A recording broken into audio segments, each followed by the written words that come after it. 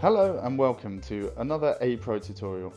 In this video I will be explaining how to update your current video recorder to the new software using a standard USB. So let's get into the video. Here is the default home screen for a 4-channel DVR.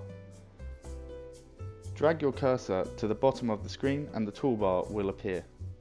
Click Main menu, then click Advanced. Here you will find the Update button. This will access your USB.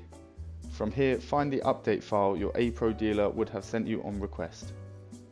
Then click OK. Then click OK again. Then allow your DVR to reboot and it will have updated.